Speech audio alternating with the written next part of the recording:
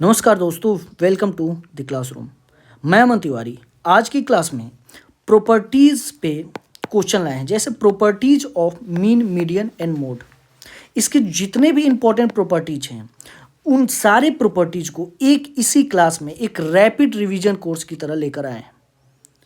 इस प्रॉपर्टीज का कितना इंपॉर्टेंस है उसको हम लोग इन क्वेश्चन से देख सकते हैं। आजकल के जितने भी एग्जाम्स हो रहे हैं वो मेजर ऑफ सेंट्रल टेंडेंसी के फॉर्मूला पे नहीं आ रहे हैं।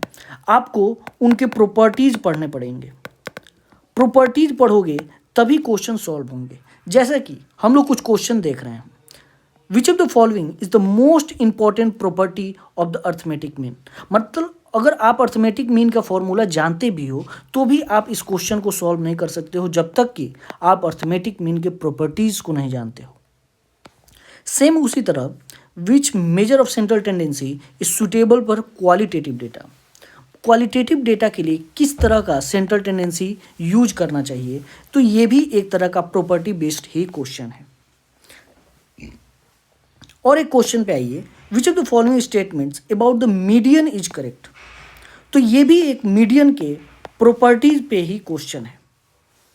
और क्वेश्चन देख लेते हैं सेम तरह का, जैसे which measure of central tendency can be calculated for open ended class interval. ये भी क्वेश्चन आप प्रॉपर्टी बेस पे ही देखोगे, इसको आप फॉर्मूला के बेसिस पे नहीं बना सकते हो। सेम उसी तरह ये दोनों क्वेश्चन भी प्रॉपर्टीज बेस्ड क्वेश्चन है।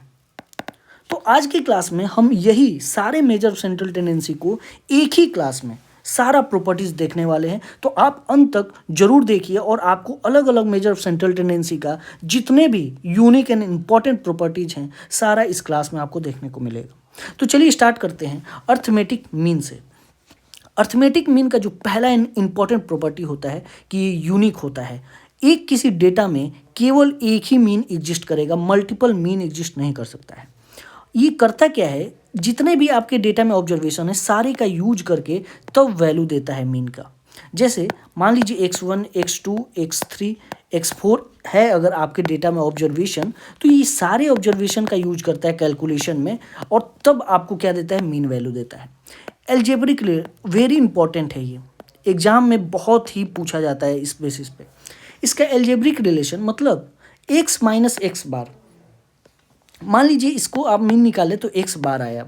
अब ये x1 माइनस एक्स बार प्लस x2 माइनस एक्स बार प्लस x3 माइनस एक्स बार प्लस x4 माइनस एक्स बार, इसका जो वैल्यू होता है ये 0 होगा।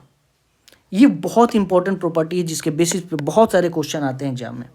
फिर ये स्टेबल अंडर सैम्पलिंग, सैम्पलिंग के लिए प्रीफर किया जाता है मीन निकालना है क्योंकि स्टेबल माना जाता है इसको, इसमें फ्लक्चुएशन लिस्ट होता है।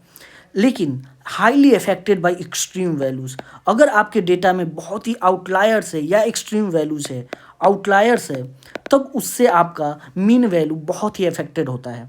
उस केस में हम लोग मीन को अवॉइड करते हैं, बल्कि हम लोग दूसरे मेजर ऑफ सेंट्रल टेंडेंसी निकालने की कोशिश करते हैं। उसके बाद shift, if all value shift, mean का जो वैल्यू होता है अगर आपका डेटा के से इंक्रीज करता है तो मीन भी कितने से इंक्रीज कर जाएगा, के वैल्यू से। स्केलिंग भी इसमें होता है, अगर इच डेटा को आप मल्टीप्लाई कर दो के से तो मीन को भी के से मल्टीप्लाई होना पड़ता है। जैसे x1, x2, x3 है, अगर मान लो कि आप x1 प्लस 1 सब में 1 1 ऐड कर दिए तो आपका मीन वैल्यू भी हो जाएगा x1, ये मीन वैल्यू इसका क्या हो जाएगा, x1 प्लस 1 हो जाएगा। सेम उसी तरह अगर मल्टीप्लाई कर देते हो, मान लो 2 से सबको मल्टीप्लाई कर देते हो तो आपका मीन वैल्यू भी क्या आ जाएगा, रिजल्ट 2x बार आ जाएगा। तो इस तरह से अर्थमेटिक मीन का प्रॉपर्टी डिफाइन किया जाता है। इसका मेरिट क्या है कि बहुत ही सिंपल होता है, वाइडली यूज किया जाता है, बेस्ट फॉर फर्दर कैलकुलेशन। जैसे आपको अगर वेरिएंस, स्टैंडर्ड डेविएशन, रिग्रेशन इन सब को डील करना है तो आपको मीन निकालना पड़ेगा। बेस्ट व्हेन डिस्ट्रीब्यूशन, अगर सिमेट्रिक डिस्ट्रीब्यूशन है तो मीन उसके लिए सबसे बेस्ट रहता है। लेकिन हाँ, अगर ही स्क्यूड डेटा है या सिमेट्रिक नहीं है, नॉन सिमेट्रिक है, तो उस केस में थोड़ा ये सूटेबल नहीं रहता, ये इसका डिमेरिट है। तो डिमेरिट भी आपको याद रखना पड़ेगा। Can not B use for open ended class, अगर ओपन इंडेड क्लास है उस केस में आप मीन नहीं यूज कर सकते हो। उसके बाद हम लोग देख सकते हैं कि डिस्टॉर्टेड बाय एक्सट्रीम वैल्यू से ये डिस्टॉर्ट होता है, मतलब हमने इसके प्रॉपर्टीज़ में ही देखा है कि highly affected by extreme value, तो ये इसका डिमेरिट हो जाता है। ठीक है, ग्राफिकल अगर देखें तो मीन को हम लोग अगर बेल कर्व एक कोई कर्व बनाते हैं, जैसे ये सिमेट्रिकल कर्व है, तो इसका जो सेंटर पॉइंट होता है ये होता है मीन। ठीक है, तो हम लोग सिमेट्रिकल एक कर्व बना के वहाँ पे हम लोग मीन को दिखा सकते हैं। फॉर स्क्यूड के लिए mean pulls toward longer tail, ये याद रखिए, जिस तरह टेल लॉन्गर रहता है उधर मीन शिफ्ट करता है। जैसे अगर मान लीजिए कि ऐसा हो जाए अगर आपका डिस्ट्रीब्यूशन, तो ये क्या लेफ्ट टिल्ड है, तो आपका मीन इधर शिफ्ट इधर साइड होगा। अगर ये मान लीजिए कि ऐसा डिस्ट्रीब्यूशन हो जाए, ये राइट टिल्ड है, तो आपका मीन यहाँ पे हो जाएगा, ये हो जाएगा मोड। इस केस में ये हो जाएगा मोड। तो जिधर टेल रहता है उधर साइड मीन आपका पुल हो जाता है। ठीक है, तो ये इंपॉर्टेंट प्रॉपर्टीज रहा अर्थमेटिक मीन से रिलेटेड। अब हम लोग देखते हैं ज्योमेट्रिक मीन। ज्योमेट्रिक मीन का एक आप याद रखिएगा, ज्योमेट्रिक मीन हमेशा अर्थमेटिक मीन से कम ही रहेगा या तो बराबर रहेगा। कैन नॉट हैंडल, अगर आपके डेटा में जीरो या निगेटिव वैल्यू हो गया, उस केस में आप ज्योमेट्रिक मीन नहीं निकाल सकते हो। इसको मल्टीप्लिकेटिव एवरेज भी बोला जाता है। ये आइडियल होता है ग्रोथ रेट निकालने का। किसी भी चीज़ का अगर आपको ग्रोथ रेट निकालना है तो उसके लिए geometric mean is ideal mean. Log based, hence ये लॉग बेस्ड होता है, इसीलिए इस को स्मूथिंग इफेक्ट ये काम करता है। जैसे बहुत बड़ा बड़ा डेटा हो, अगर बिग डेटा हो, उसको आप लॉग वैल्यू लेके उसको स्मॉल कर सकते हो, तो इसलिए स्मूथिंग इफेक्ट इसमें काम करता है। ये भी highly affected by extreme ratios, अगर एक्सट्रीम रेशियो है तो उससे ये हाईली अफेक्ट होता है। इसका मेरिट क्या है, best for ratio, percentage change, index number, growth निकालने के लिए ये सब चीज़ का यूज किया जाता है, रेशियो, परसेंटेज चेंज, तो इसका ये मेरिट है। Most accurate measure for compound growth, वही बात है, ग्रोथ निकालने के लिए बहुत ही एक्यूरेट मेजर होता है। Less influenced by large value से लेस इन्फ्लुएंस्ड होता है कंपेयर टू ए मतलब अर्थमेटिक मीन के कंपेयर में ये लेस इन्फ्लुएंस होता है, लेकिन होता है, ये भी इन्फ्लुएंस होता है, लेकिन अर्थमेटिक मीन के रिस्पेक्ट में कम होता है। ठीक है, डिमेरिट अगर बात करें तो can not be computed zero value, अगर जीरो या निगेटिव वैल्यू है तो आप ज्योमेट्रिक मीन नहीं निकाल सकते। मैनुअली डिफिकल्ट होता है करना, हार्ड फॉर द, मतलब अगर नॉर्मल स्टूडेंट है या नॉर्मल रिसर्चर है तो उसके लिए ज्योमेट्रिक मीन को इंटरप्रेट करना थोड़ा सा हार्ड हो जाता है। ग्राफिकली इसको हम लोग ग्रोथ कर्व से दिखाते हैं, एक्सपोनेंशियल ट्रेंड लाइन के हेल्प से हम लोग ज्योमेट्रिक मीन को दिखाते हैं।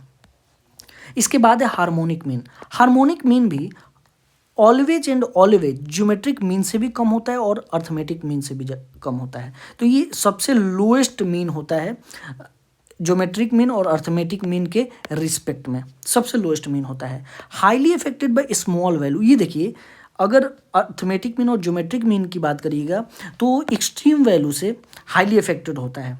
ये देखिए एक्सट्रीम वैल्यू से हाईली इफेक्टेड होता है, लेकिन हार्मोनिक मीन क्या है, स्मॉल वैल्यू से हाईली अफेक्टेड होता है। ये भी एक्सट्रीम ही होता है, लेकिन ये छोटा वाला वैल्यू होता है, जो भी जितना आप छोटा वैल्यू लेते जाइएगा उससे हार्मोनिक मीन बहुत ज़्यादा इन्फ्लुएंस होगा। बड़ा जो वैल्यू है, अगर वीक वैल्यू है तो उससे ज़्यादा इन्फ्लुएंस नहीं होता है, लेकिन अगर स्मॉल वैल्यू है तो उससे हार्मोनिक मीन बहुत ही ज़्यादा इन्फ्लुएंस होता है। ये रेट निकालने के लिए सूटेबल होता है, जैसे speed, density, price per unit, ये सब निकालने के लिए हार्मोनिक मीन सूटेबल होता है। रेसिप्रोकल नेचर होता है, इसलिए स्लो वैल्यू इसमें डोमिनेंस होता है। वही स्लो वैल्यू डोमिनेंस मतलब जो भी जितने भी स्मॉल आप लेते जाओगे वैल्यू, उसका हार्मोनिक मीन ज़्यादा आते जाएगा, तो इसीलिए जितने भी आपके डेटा में स्मॉलेस्ट पॉइंट है वो अगर डेटा में आपका ज़्यादा है तो हार्मोनिक मीन उस रिस्पेक्ट में वो ज़्यादा दिखाएगा। ठीक है, क्योंकि हम लोग इसमें रेशियो लेते हैं 1/x, यानी x का वैल्यू जितना कम होते जाएगा इसका वैल्यू उतना ज़्यादा होते जाता है, इसलिए स्मॉल वैल्यू से ये बहुत ज़्यादा अफेक्टेड होता है। मेरिट के अगर बात करें तो एवरेज स्पीड, यूनिट पर टाइम, कॉस्ट पर यूनिट, ये सब निकालने के लिए harmonic mean is the best. सभी ऑब्जर्वेशन का यूज करता है, good for precise scientific work. ठीक है, डिमेरिट क्या होता है, can not use zero value, क्योंकि 1/x यूज करते हैं तो यहाँ अगर जीरो हो जाएगा तो ये पूरा वैल्यू इनफाइनाइट हो जाएगा, इसलिए जीरो वैल्यू इसमें भी काम नहीं करता है। जिस प्रकार ज्योमेट्रिक मीन भी जीरो वैल्यू पे नहीं निकाला जा सकता है। Over sensitive to very small number, अगर बहुत स्मॉल नंबर है तो ये सेंसिटिव, इसका वैल्यू इनफाइनाइट हो जाता है। ठीक है, ग्राफ से हम लोग कैसे दिखाते हैं, स्पीड टाइम ग्राफ है, रेसिप्रोकल प्लॉट है, इन सब के हेल्प से हम लोग हार्मोनिक मीन को दिखाते हैं। इसके बाद अगर वेटेड मीन की बात करो तो ये इंपॉर्टेंस देता है डिफरेंट आइटम का। अगर मान लीजिए x1 x2 ऑब्जर्वेशन है तो इसका अलग अलग वेट के अनुसार हर एक ऑब्जर्वेशन को इंपॉर्टेंस देता है, ठीक है। ये CPI W पे इंडेक्स नंबर निकालने में इसका बहुत ही ज़्यादा यूज किया जाता है। डिपेंड्स हैवली ऑन वेट्स, किस ऑब्जर्वेशन का कितना वेट है उसके अनुसार ही उसको इंपॉर्टेंस देता है, ठीक है। फ्लैक्सिबल मेजर इसको माना जाता है।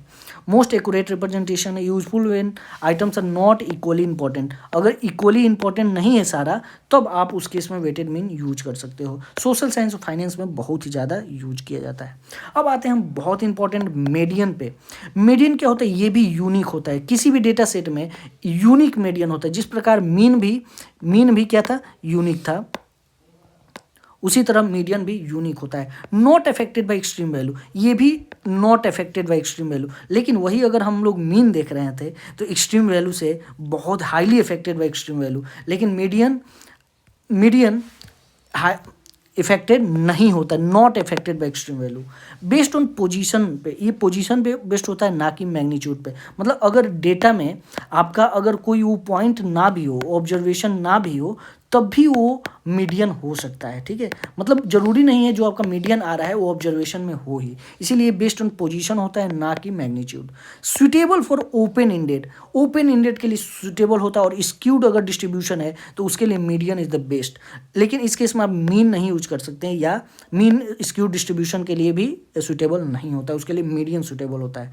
मीडियन ऑफ कंबाइंड सीरीज, इसके लिए थोड़ा कॉम्प्लेक्स फॉर्मूला यूज किया जाता है। जैसे हम लोग कंबाइंड मीन निकालते हैं लेकिन कंबाइंड मीडियन नहीं निकालते हैं, ठीक है। कटिंग पॉइंट, अब अगर 2 ओगिव है, 2 ओगिव मोर देन ओगिव लेस देन ओगिव बनाओ, उसका जो कट पॉइंट होता है वो मीडियन होता है। इसलिए हम लोग ओगिव के हेल्प से मीडियन बना सकते हैं। इसका मेरिट क्या होता है, best for income, wealth, population data, ये सब निकालने के लिए बेस्ट होता है। स्टेबल वेयर मीन फेल, अगर मीन जहाँ नहीं निकाल पा रहे हो वहाँ मीडियन से काम चलाना पड़ता है। कैन बी फाउंड ग्राफिकली, ओगिव की हेल्प से हम लोग इसको फाइंड कर लेते हैं। Can be use for ordinal data, ordinal type के जहाँ पर रैंकिंग हो, ऑर्डिनल हो, उस केस में median is the best measure of central tendency. Demerit क्या होता है, नॉट एल्जेब्रिकली डिफाइन नहीं होता। जिस प्रकार मीन डिफाइन हो जाता है एल्जेब्रिकली, लेकिन इसको हम लोग नहीं डिफाइन कर पाते हैं। ये मेनी वैल्यू को इग्नोर कर देता है क्योंकि ये पोजीशन पे बेस्ड होता है, इसलिए बहुत सारे वैल्यू को इग्नोर कर देता है। Not use for advance statistical formula के लिए यूजफुल नहीं है। तो 2 ओगिव इंटरसेक्ट करके मीडियन देता है। अब हम लोग आ रहे हैं मोड पे। मोड क्या होता है, बाई मॉडल और मल्टी मॉडल, यानी कि एक ही आपके डेटा में एक से ज़्यादा मोड वैल्यू हो सकते हैं, लेकिन मीन मीडियन यूनिक होता है। ये बाई मॉडल या मल्टी मॉडल होता है। Not affected by extreme value, ये भी अफेक्ट नहीं होता है एक्सट्रीम वैल्यू से। जिस प्रकार आपका मीडियन भी एक्सट्रीम वैल्यू से अफेक्टेड नहीं हो रहा था, सेम उसी तरह मोड भी एक्सट्रीम वैल्यू से अफेक्टेड नहीं होता है। रिप्रेजेंट मोस्ट टिपिकल वैल्यू, जो जितना ज़्यादा हाईएस्ट नंबर में होता है उसी को रिप्रेजेंट करता है mode. Can be read from histogram के हेल्प से आप मोड दिखा सकते हो। अनस्टेबल होता है, स्मॉल चेंज इन फ्रीक्वेंसी में थोड़ा सा भी चेंज करोगे तो अनस्टेबल आएगा। आप इसको अगर मीडियन और मोड आप मीन पता है आपको, तो मोड आपको ये निकाल सकते हो उस फॉर्मूला से। Mode equal to 3 median minus 2 mean होता है। इसका मेरिट क्या होता है, नॉमिनल या क्वालिटेटिव डेटा के लिए मोड इज़ द बेस्ट। अगर नॉमिनल टाइप का डेटा है तो मोड इज़ द बेस्ट, अगर ऑर्डिनल डेटा है तो ऑर्डिनल डेटा केस में median is the best. Easiest to understand होता है, not affected by extreme value, useful in market analysis. Demerit में नॉट बी यूनिक नहीं होता क्योंकि मल्टी मॉडल होता है, बहुत सारे मोड एक डेटा में आ सकते हैं। Difficult to locate in irregular data, not mathematically useful नहीं है। ग्राफ क्या, हिस्टोग्राम के हेल्प से आप इसको दिखा सकते हो, ठीक है। तो ये रहा जितने भी मेजर ऑफ सेंट्रल टेंडेंसी हैं उसका हम लोग यूनिक प्रॉपर्टी देख लिया। अब इसके आधार पे अगर हम लोग क्वेश्चन सॉल्व करने जाए तो आप देखोगे इजीली आप क्वेश्चन सॉल्व कर लोगे। जैसे मान लो which of the following the most important property arithmetic mean, तो it is not affected by extreme value, affect होता है तो ये तो नहीं होगा। It is suitable for qualitative data, नहीं, it is suitable for quantitative data. It is based on all observation, तो ये सही हो गया C number. It can not be, ये ग्राफिकली ऑब्टेन किया जा सकता है। Which measure of central tendency suitable for qualitative data, तो क्वालिटेटिव डेटा के लिए मीन नहीं यूज कर सकते हैं आप, मीडियन या मोड, लेकिन सबसे बेस्ट जो रहता है वो आप मोड यूज कर सकते हो या मीडियन भी यूज कर सकते हो। तो इसका डेटा ज़्यादा हम लोग क्वालिटेटिव के लिए मोड यूज करते हैं। विच of the following statement about the median is correct, it is based on all observation, क्या ये सारे ऑब्जर्वेशन को लेता है, नहीं, ये तो पोजीशन पे बेस्ड होता है, तो ये गलत है। It is affected by extreme values, it is not affected by extreme value, तो ये भी इसका करेक्ट है। It divide the data into 2 equal parts, median क्या, यस इट इज़ करेक्ट, ये डेटा को 2 इक्वल पार्ट में, ठीक है। It can not be calculated, नहीं है, ओपन इंडेड क्लास में भी कैलकुलेट किया जा सकता है।